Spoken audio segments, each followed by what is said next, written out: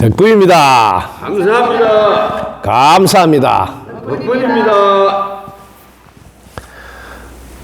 자, 많은 사람들이 오늘날 마음 공부를 하고 있습니다. 명상이란 이름으로 혹은 참선이란 이름으로 어떤 식으로든 마음 공부를 많은 사람들이 하고 있습니다.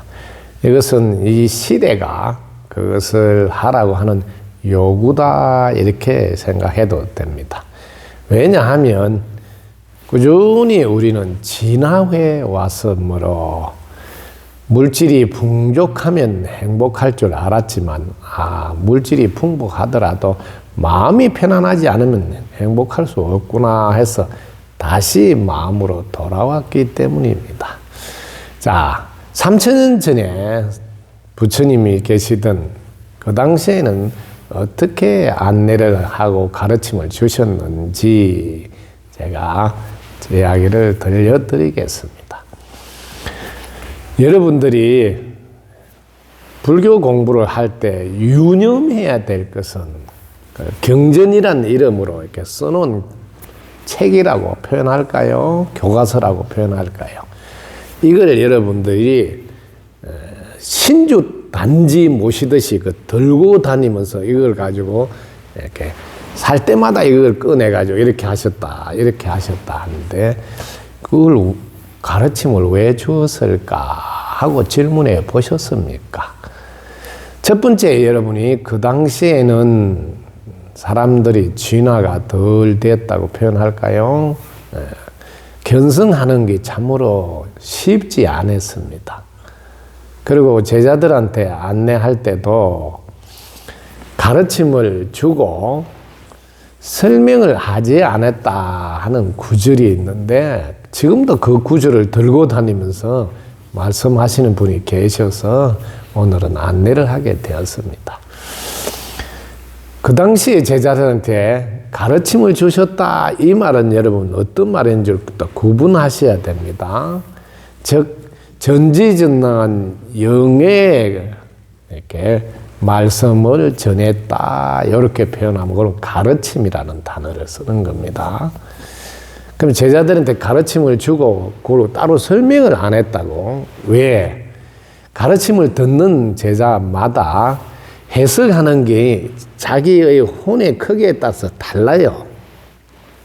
그래서 자기 스스로 해석한 그걸 가지고 그걸 기점으로 각자 이렇게 깨달음의 경지에 이르도록 맞춤식 서비스로 안내를 했기 때문에 전체에게 똑같이 가르침에 대한 설명을 하지 않았다는 뜻입니다.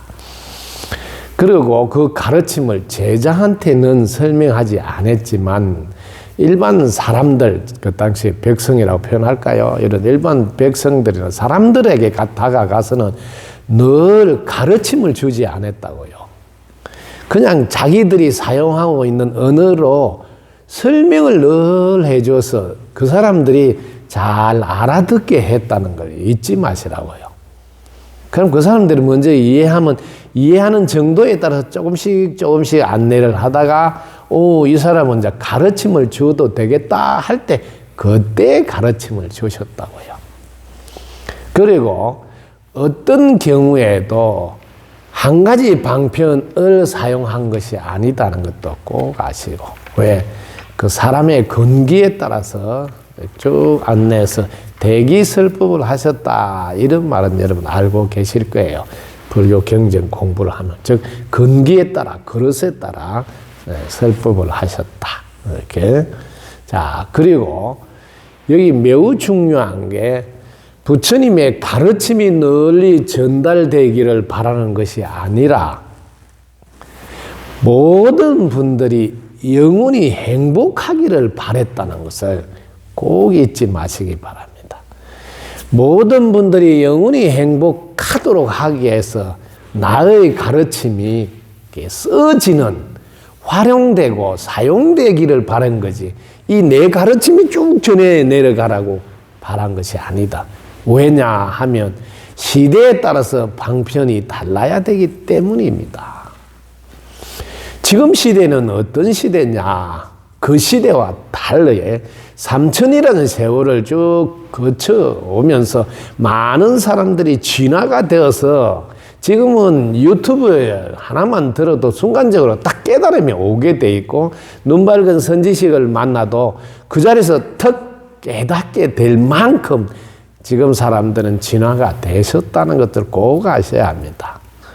그래서 제 유튜브 듣고 특히 뭐 법화경 강연한 거 듣고 1시간에 펑펑 울었다고. 아니 이렇게 쉽게 깨달을 수 있는 거를 그렇게 오랫동안 내가 고생했냐고. 예. 그래서 1시간을 막 울고 어떤 사람은 3일을 울었다고 그래요. 왜? 지금은 많이 진화가 되어 있기 때문에 누구나 다 눈 밝은 선지식 가르침 만나면 그냥 깨닫게 돼 있기 때문에 지금 시대는 깨닫는데 1분이면 충분하다고 제가 이런 말을 하는 것은 시대가 그렇다는 거죠. 이제는 이 깨달음을 어떻게 활용할 거냐에다가 초점을 맞추는 시대다. 자, 여러분이 견성을 하셨다면 성품을 받다는 말이고 무심에 있을 줄 안다는 말이고 무심해서 소통할 수 있다는 뜻인데 지금 자기가 정확하게 깨달음을 얻었다면 그 후대의 사람들이 쓰는 그 글자로 되어 있는 경전에만 그렇게 쓰지가 있더라고. 그렇게만 전할 것이 아니라 자기는 이제 무심해서 소통할 수 있으니 3000년 전에 서가모니 부처님과 소통할 수 있다 이 말입니다. 소통해서 부처님이 그 당시에는 어떻게 가르쳤습니까? 이게 그 당시에 가르친 거하고 맞습니까? 이렇게 질문하고 물어야 된다고요.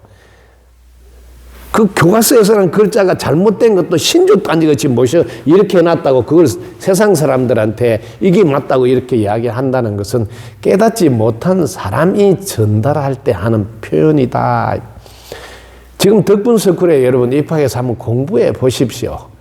그 당시에 제자인 사리불 존자에게 사리타 부처님이라고 우리가 표현을 하지만 그때 당시에 부처님이 스승의 가르침을 어떻게 전했습니까? 직접 물어본다고요. 그리고 그 대답을 듣고 제가 안내해 준다고요. 이렇게 자신이 깨달았다면 3000년 전이 아니라 3000년 후도 이야기할 수 있는 거예요. 책에 어떤 글자가 써져 있다고 그걸 가지고 여러분들이 고정을 지어서 안내한다면 혹시 본인이 깨닫지를 못한 것은 아닌가 하고 의심받게 된다는 걸 잊지 마시기 바랍니다. 오늘날은 그러면 어떻게 방편을 써야 되는가? 오늘날은 정확하게 여러분 아십시오. 원시반본 신인합발이라는 이거는 전 지구가 다 알아야 될 일인데. 그래서 도의 본산인 한국에서는 일찍이 그 말을 전부 다 떠들고 있습니다. 원시반본 신인합발이라고. 근데 그걸 어떻게 하느냐를 지금 사용하고 있어야 된다고요.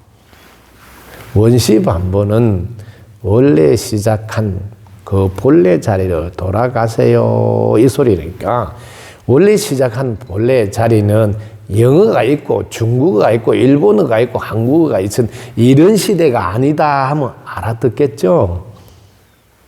지금 언어로 가지고 막 하는 이런 거하고는 다른 시대가 원래 시대다. 그때는 그럼 언어가 없으니 어떻게 했을까요? 해보세요. 마음과 마음으로 하지 않았을까요? 너무 쉽죠? 지금 시대는 마음과 마음으로 하라는 거 아니에요. 이거는 원시반본이에요. 그 다음에 신인합반은 뭔지 아세요? 신인합반은 잘 들으세요. 영혼육 삼중구조로 되어 있는 자기 자신이 혼이 생각을 이렇게 굴리고 저렇게 굴리고 막 그동안 배운 지식으로 고정관념을 해가지고 막 이게 맞다고 막 고집 피우고 막 주장하고 이런 걸 하는 게 아니고 왜? 한번 보세요. 그 당시에 무슨 지식이 있습니까? 무슨 배우고 듣고 해놓은 뭐 자료가 있느냐고. 그런 게 하나도 없잖아요. 그러니까 그걸 가지고 맞니 안 맞니 하는 거 아니죠. 그럼 어떻게 했을까요? 그냥 생각은 내려놓고 그냥 무심해서 마음과 마음으로 소통하니까 설명을 하자면 이 사람 몸을 갖고 있는 사람이 눈에 보이지 않는 영의 도움, 그걸 신이라고 이름을 붙여서 신하고 사람이 함께 이렇게 전부 다 소통해서 함께 이루어간다. 지금 표현을 하면 영혼육 삼중구조가 서로 함께 조화를 이루어서 다 영의 분별을 듣고 영감을 받아서 행동에 옮긴다. 이걸 신인합발이라고 그래요. 정확하게 개념을 알았죠. 그러면 철저히 뭐예요? 무심해서 영의 소리를 듣는 것을 하라는 거예요. 이게 지금 시대의 방편이라고요. 시대가 요구하는. 그러면 영의 소리를 들어서 이렇게 전하는 것은 전부 다 가르침이라는 이름으로 구분한다고요. 그 가르침을 보고 자기가 해석을 한 것을 전부 다 여러분들이 써놓은 지식이라는 그런 것을 표현하고 있다. 물론 거기에는 지혜도 들어있지만요. 그래서 여러분들이 항상 지금은 무심에 있는 공부가 끝자락에 와서 에너지체를 회복하고 완성해야 될 시대가 요구하는 방편이다. 그리고 덕분 스쿨에서 가르쳐주는 가르침은 늘 오로지 다 함께 잘 살아서 모두가 영원히 행복, 평화, 풍요, 건강 이런 걸 누리라는 이게 목적이라고요. 이 길을 향해서 이 가르침이 써져라 하는 거예요. 그리고 일반 사람을 만났을 때는 그때나 지금이나 똑같다고 그분들이 알아듣는 언어로 먼저 설명을 이렇게 해서 이해가 되면 차츰차츰 이렇게 가르침으로 안내하는 길을 가면 됩니다. 어떻게 할까요? 제가 쉽게 하잖아요. 자, 당신은 지금 어떻게 살고 있냐 물어보라는 거예요. 아니, 숨 쉬어야 살지. 이렇게 하는 건 그 사람들이 쉽게, 그래, 숨 쉬어야 살지요. 그럼 숨 쉬려면 어떻게 해야 돼요? 공기 덕분이다는 걸 알으라는 거죠. 이렇게 이야기하면 다 알았나? 지금 제가 안내하는 방식은 일반 사람이 다 알아듣게 하는 방식이라고. 그러니까 들으면 금방, 그래, 맞아. 이렇게. 이만큼 우리가 진화가 되어져 있고 깨달아져 있기 때문에 아는 게 그렇게 쉽다. 이 말이에요. 왜? 쉽게 잘 표현만 하면. 그 다음에, 자, 도와준 덕분에 사니까 뭘 해야 돼요? 고마운 표현을 해야 된다고. 그럼 고마운 표현은 어떻게 해야 돼요? 덕분입니다 해야 되지 않겠냐고. 그 덕분입니다. 그 덕분입니다 해보세요. 어떻게 돼요? 덕분입니다 하니까 마음이 편안하고 생각도 내려놔지네요. 그렇죠. 생각이 내려놔지. 요게 무심이라고요. 자, 생각을 내려놓은 상태 한번 딱 들어가서 볼까요? 하고 이제 조금 더 들어가서 이렇게 내려놓은데도 처음에는 텅 빈 것 같이 보이는데요. 그렇죠? 근데 자세히 더 있어 보세요. 텅 빈 가운데 뭔가가 있다는 걸 알게 된다고 해요. 텅 빈다고 아는 뭔가가 있잖아요. 여러분이 항문을 탁 닫고 항문을 의식해 보세요. 의식하는 뭔가가 있잖아요. 이렇게. 그러면 또 그걸 경험하니까 뭔가가 있네요. 그걸 이름을 존재라고 붙이면 존재가 있다고요. 그거는 불에 이어도 안 탄다고. 왜? 빛이라서, 에너지라서, 기운이라서. 이렇게 하나하나 설명하면 지금은 다 깨닫고 다 알아요. 이런 시대라고. 이런 시대를 알고 뭘 해야지. 지금도 알아듣지도 못하게 막 해가지고 힘들게 이렇게 들어보면 뭔 말인지 모르겠단 말. 이게 지금 시대 방편이 돼서는 안 된다. 안타까운 이야기지만 여러분이 견성을 하셔서 분명히 깨달았다면 서가모니 부처님하고 직접 소통을 하셔서 지금은 어떻게 안내할까요도 할 수 있고 그 당시에는 어떻게 하셨냐고 이렇게 물을 수 있다고요. 그래서 그 당시에 고진멸도 사성제를 말씀하지 않았다고 덕분 스쿨에서는 전하잖아요. 그때는 무진멸도를 가르쳤다고. 내려오면서 집착을 하지 마라 했던 것을 강조하려고 거기다 고진멸도를 이렇게 바꾸어서 이렇게 전해 주었다고 사람들이 이런 거를 중안한 거예요. 왜? 직접 소통을 해서 듣고 이야기를 하는 거거든요. 그래서 하나하나 지금 덕분 스쿨에서니까 직접 예를 들어서 여러분 신라 시대 때 김교각 스님에 대해서 학교에서 배웠잖아요. 그분이 돌아가시도 몸이 3년이라서도 썩지 않고 이래서 지금 중국 구화산에 이렇게 산채로 이렇게 모셔놓고 있다고. 그럼 그분하고 내가 깨달았다면 소통할 줄 알아야죠. 살아 계시니까. 그럼 소통해서 지금 덕분스쿨에서는 그때 어떻게 해서 이렇게 에너지체 몸을 만들게 되었습니까? 하고 질문하고 그걸 받아서 잘 가르쳐 주고 있다고요. 이렇게 지금 시대는 하셔야지 진정 깨달은 분이 아닐까요? 깨달음다 하면 뭐예요?